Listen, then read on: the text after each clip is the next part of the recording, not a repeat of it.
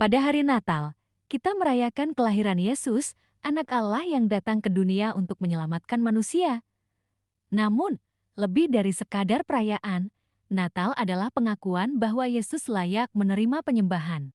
Dalam Ibrani 1 ayat 5-12, penulis menekankan keunikan Yesus sebagai anak Allah yang lebih tinggi dari para malaikat. Ayat-ayat ini mengingatkan kita bahwa Yesus adalah Tuhan yang kekal, Sang Pencipta, dan pewaris segala sesuatu. Melalui Natal, kita diundang untuk tidak hanya mengenang, tetapi juga menyembah Dia dalam iman dan pengabdian. Pertanyaannya, apakah hati kita sudah dipenuhi dengan penyembahan sejati kepada Yesus? Ayat 5-6.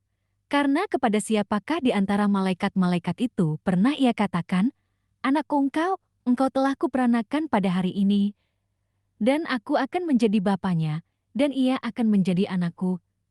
Dan ketika ia membawa pula anaknya yang sulung ke dunia, ia berkata, "Semua malaikat Allah harus menyembah Dia." Tafsiran Ibrani 1 ayat 5-6 dengan tegas menunjukkan keunggulan Yesus dibanding malaikat. Ayat 5 mengutip Mazmur 2 ayat 7 dan 2 Samuel 7 ayat 14 untuk menyatakan bahwa hanya kepada Yesus Allah berkata, "Engkau adalah anakku." Ini mengungkapkan hubungan khusus antara Allah dan Yesus yang tidak dimiliki oleh makhluk ciptaan lain. Ayat 6 menambahkan bahwa para malaikat diperintahkan untuk menyembah Dia. Fakta ini menegaskan keilahian Yesus, karena hanya Allah yang layak menerima penyembahan. Artinya, Natal adalah momen untuk mengingat bahwa Yesus, Sang Bayi di palungan, adalah anak Allah yang harus disembah oleh seluruh makhluk. Ayat 7-9, dan tentang malaikat-malaikat ia berkata, yang membuat malaikat-malaikatnya menjadi badai dan pelayan-pelayannya menjadi nyala api.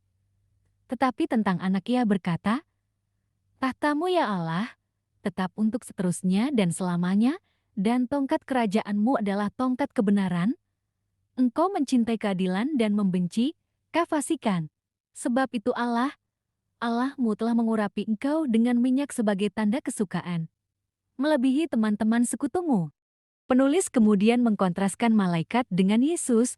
Ayat 7 menyebut bahwa malaikat hanyalah pelayan yang diciptakan untuk melaksanakan kehendak Allah. Namun, dalam ayat 8-9, penulis mengutip Mazmur 45 ayat 6-7, menyatakan bahwa tahta Yesus kekal dan pemerintahannya penuh dengan keadilan. Artinya, Natal mengingatkan kita bahwa Yesus adalah Raja yang memerintah dengan kasih, keadilan, dan kebenaran. Ia tidak hanya datang untuk menyelamatkan, tetapi juga untuk memimpin hidup kita. Ayat 10-12.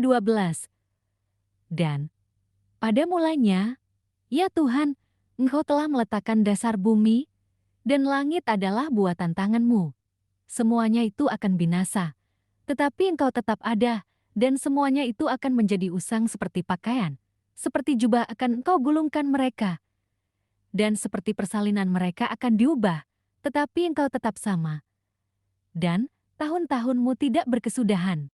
Tafsiran ayat 10-12 mengutip Mazmur 102 ayat 25-27 untuk menekankan Yesus sebagai Sang Pencipta dan Pemelihara segala sesuatu. Dunia ini akan lenyap, tetapi Yesus tetap sama, tidak berubah, dan kekal. Natal adalah momen untuk merenungkan kasih Yesus yang kekal, yang turun ke dunia untuk menebus dosa manusia. Keilahiannya yang tidak berubah adalah dasar iman kita. Penyembahan kita kepadanya harus didasarkan pada pengakuan akan kekekalan dan kebesarannya. Refleksi untuk kita. Natal mengingatkan kita bahwa Yesus, Sang Bayi di palungan, adalah anak Allah yang layak menerima penyembahan. Sebagai Raja kekal, Ia memimpin dengan kasih dan keadilan. Sebagai Sang Pencipta, Ia memegang kendali atas seluruh ciptaan. Pertanyaannya, apakah hati kita telah menjadi tempat penyembahan yang sejati baginya? Mari, pada Natal ini, kita membuka hati untuk menyembah Yesus bukan hanya dengan kata-kata, tetapi juga melalui kehidupan yang dipenuhi kasih, iman, dan ketaatan kepadanya. Biarlah hidup kita menjadi persembahan yang menyenangkan hatinya, karena Ia adalah anak Allah yang layak dimuliakan.